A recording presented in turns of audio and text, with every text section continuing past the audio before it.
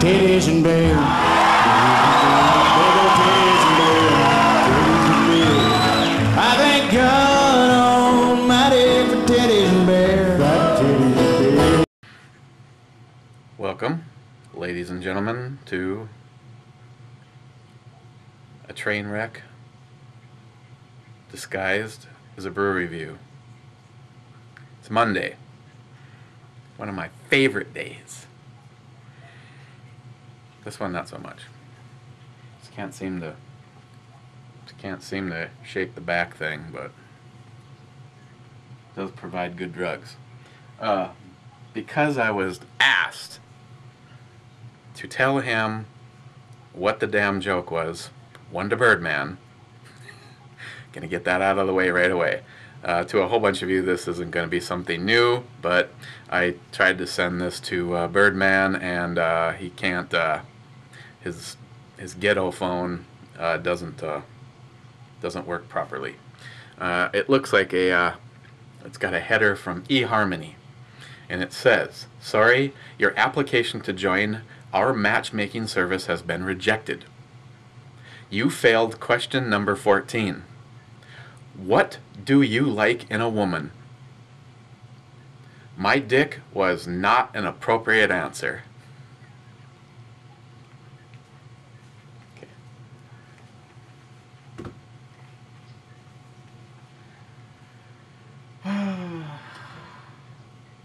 Okay, what are we looking at today?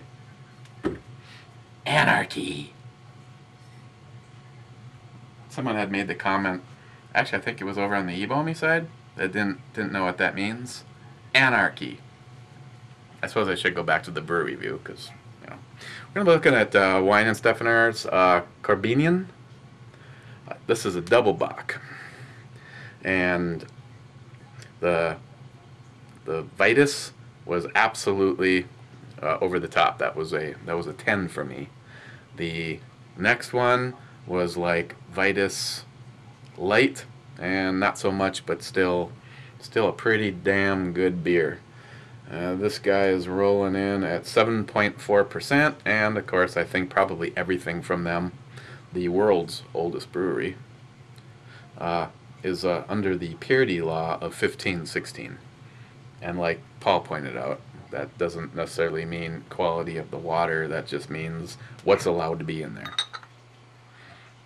Oh, and I forgot to show the bottle cap from yesterday's, the Mirror Pond. That was pretty damn good. Oh yeah. That's right, Chuck.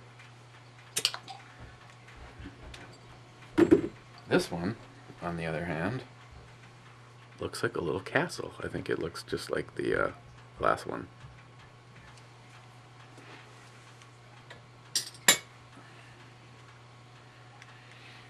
And evidently nobody was feeling good yesterday, so Ms. Bomi didn't do up her oven baked bacon macaroni and cheese. Sad face. I cooked. I ordered pizza. Okay, here we go. Ooh, I hope I get the pour right.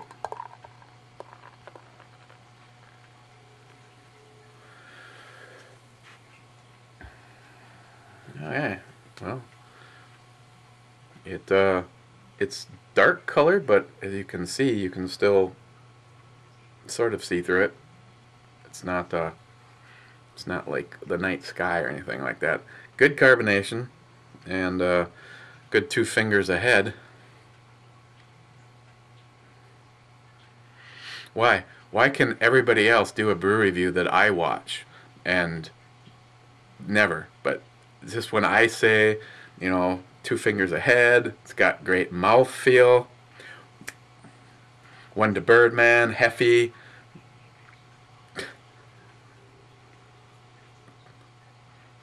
I love you guys. I wouldn't have it any other way, actually. Okay, it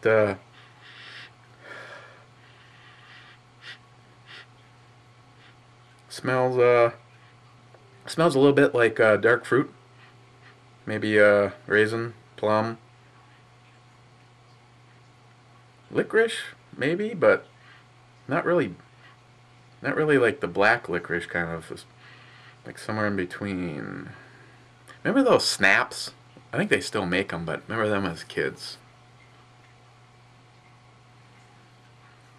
Unless you're Chuck, you know. When I was a kid, he was in like his 50s. So. Oh, Chuck, man, I forgot to have my manicures come over and take care of my nails. God, it must be great to be you. So, let's get into this.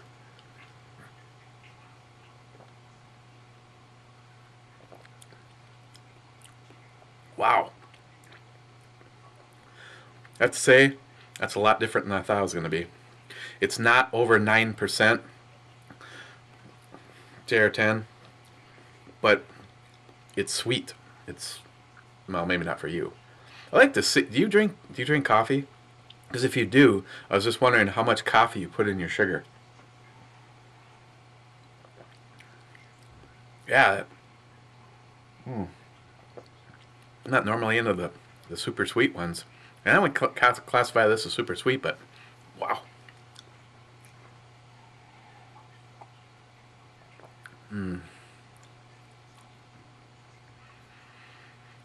This beer is brought to you by NYHalfassprepper. And this is damn good. Right off the bat, it's like sweet, but it's like a roasted caramely. That's a word because I said it. A caramely, like cocoa, but it's like if you could make malts sweet, but kind of hide it, kind of diffuse it, so you just couldn't quite pick it up. Like maybe almost a diffused red licorice, or but them bastards in 1560 really must have been a good time. Bet you this shit wasn't $9 a 6-pack either.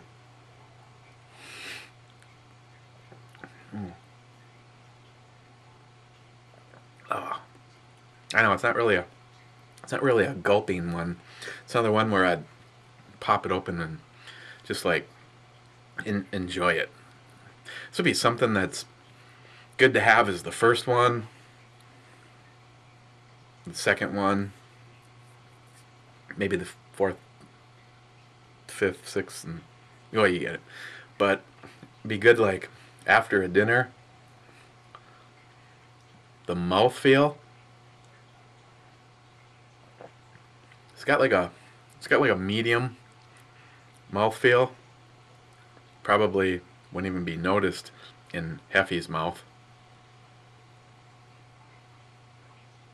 Oh, as a side note to that, JR10 did a video, and I've been, well, I won't get into it, but there's like some maybe just deep psychological problem reasons that I've been, for the last couple of weeks, of really actually been thinking about selling something to build an AR-10. That's a 308 AR-15 looking thing. And I don't want it to be like my AR right now. My AR right now is like a platform of how insane you could go. I mean, there's almost nothing stock about it. I hate to even admit well, I will admit, I could have 2 of my pickup trucks for what I paid for my truck 4.5 years ago. I could have 2 of my trucks and a lot better stereo system and a couple of tanks of gas for what is invested in my AR. And, you know, flip ups and the EOTech and the magnifier and all this, but I want to build a high-end barreled and trigger AR-10, and then all I want to do is, and then what is JR-10 like, sets the thing up, and other than barrel length, and I know what you're thinking. You know, is it really the length of the barrel that matters, or the amount of penetration? But it's got a 16-inch on his, and I was thinking more of a 20, and I don't know if that would really make that much big of a difference. But JR10, man, that rifle is set up just the way I like it. You know, it's like a lot of people would consider like Vortex, their scopes and their systems to be cheaper. Yeah, they're cheaper in price, but they're sure in the hell not cheaper in quality. I think one of the nicest scopes that you could get is from Vortex. You know, put something like that on it. I want to build something that has the ability to, you know, be very consistent between 3 and 1,000 yards. You know, right, but for sure in the 300 to 600 yard range. It's a sweet ass gun he's got there. And if I just turned around and bought a completed one, the Smith & Wesson M&P AR-10 is nice, and I've also really kind of liked the SIG 716.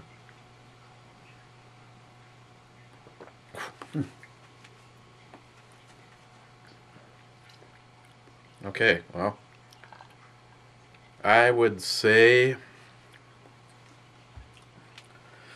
I'm not sure if way back in the notes there might be coffee, but it's the sweet, just caramely roasted malts right up front.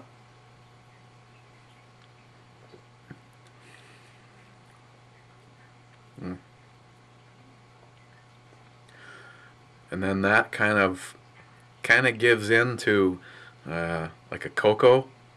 Not really something where you're like, oh, that's like dark chocolate, you know, or that's really heavy on the chocolate. It's just, again, it's just well placed in there. It's not something where, you know, if you absolutely despised chocolate, you'd probably, you know, still like this.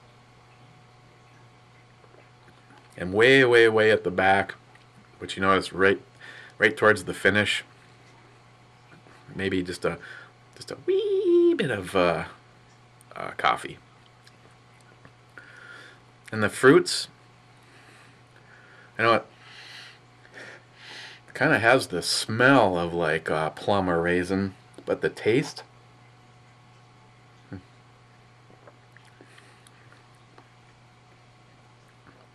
it's sort of in there, but what comes through is more of like what you get, and kind of like maybe if you blended them with like apple or pear.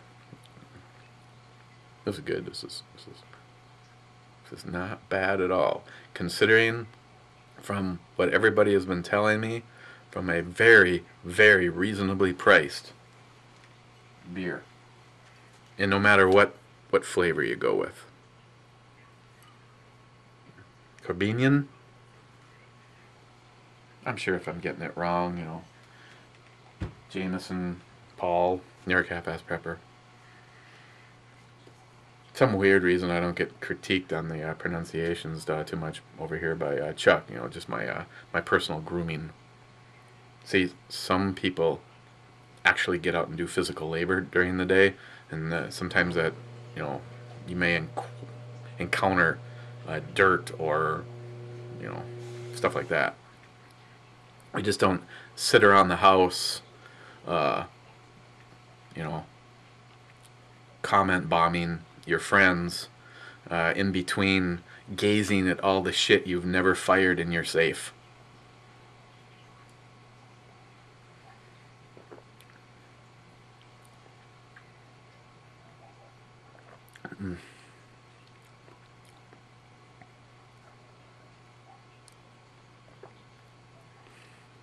That alcohol, 7.4.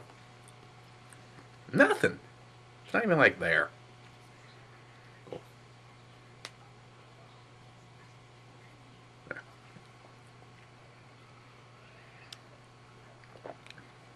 I was gonna say something else, but nothing's coming to mind. This time we got basically the joke and rant out of the way right away. Just work on the beer and call her a day and get out of here. Oh yeah, that next beer.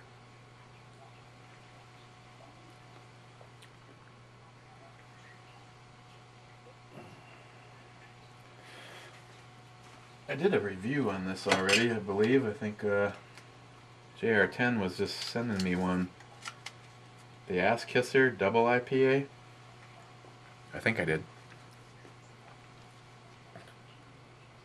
You know what's? I don't know. It's more of a lame thing when I make a comment and practically like there's no time to have done any research, and somebody will put up the what you're looking for, like Tom, what you're looking for is bacon.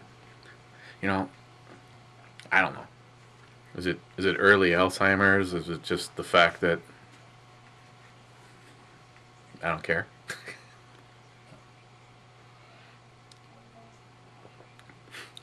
But I thought I did a review on the Ass Kisser Double IPA. If I did, I should have put that in the fridge and popped one of those open right about now. Well, right about now. Okay. E-scale.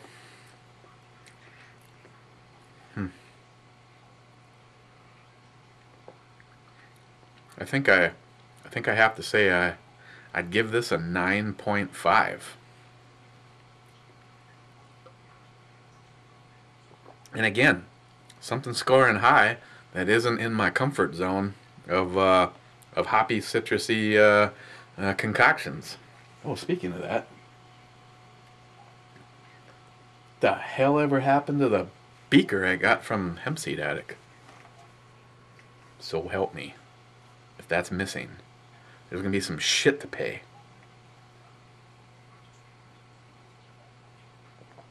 Yeah, this is another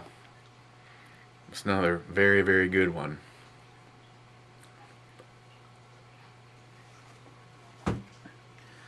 Whew. Okay, Korbinian double bock. If you see this and you like sweeter roasted malts. Sorry, I wasted everybody's time on that one. Sweeter roasted malts. Maybe just a little, just a little caramel. I can just see the little malts all floating in the pan. You put a little caramel over them and just saute them, and then you do whatever Jameson and Paul and you guys that brew would do. How you get them in there. That's kind of funny because two channels. The Ebomi side, I've really been wanting to get into reloading, and then JR10 tells me to go look at a couple of different models, and actually same manufacturer, Dylan, and I have to say right now, if I won the lottery, that the Dylan's 650. The Dylan is one hell of a setup, and then my good bud Ray, he's planning on converting over to the Dylan setup. I believe I don't remember if that was a dream or not me having the dream, if that was Ray's dream or if that was going to be a reality. But the Dylan, that's here's my thoughts on it. Some people say just go get some garbage or get something that's good enough. You can say what you want about me, but my viewpoint is if I'm gonna do it, I'll wait. I will wait. I will save. I will do whatever, and I'll get the setup that I want. Be it reloading, guns. It's just like, oh, right now you could probably run out and get yourself a high point. You get yourself another high point, or just wait and get a really nice 1911. And it was like the same when I started to play guitar. it was like, whoa, you could get a really good deal on on uh, on that one right there. And I'm just like, you know what? I really like that 7-string Jackson Randy Rhodes, and I came up with enough money, put it on layaway. It took a long time, but I got what I wanted. And it's the same when it comes to the press. I am willing, you know. Ms. Bomey was pissed off because I had a phone that was going to shit, and she's just like, "Oh, go do your renewal and just get get a free one." And I'm just like, well, then I've burned my renewal, and it's not the phone that I want. And it's like, well, you can't afford the phone that you want. Well, fine, then I'll wait. I literally had this BlackBerry Curve that was taped and glued together, and I got another year out of it. Give me time to get the one that I wanted. Just saying. Back to the beer. This is good. Okay. Tomorrow. Okay, that one was from New York Half-Ass Prepper. I think almost everything I have left is from New York Half-Ass Prepper, except this Lewis and Clark Brewing Company's Amber Ale from Mike at the Recoil channel. That's right. If you're challenged horizontally, they got you covered. Lewis and Clark has been some pretty damn good beer so far. Alcohol percentage, I'm not seeing it down here. This is a Lewis and Clark is out of Montana, and they do have wait a second, 5.5%. So let's do this tomorrow.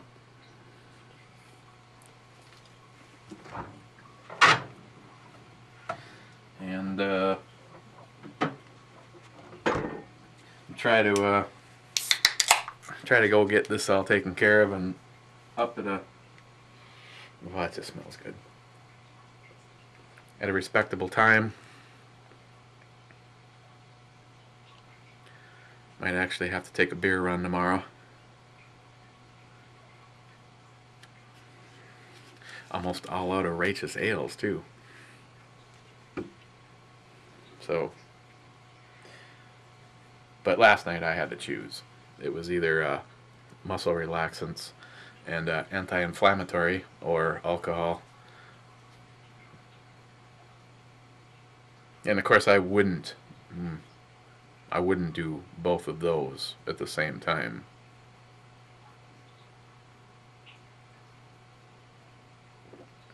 That would be irresponsible.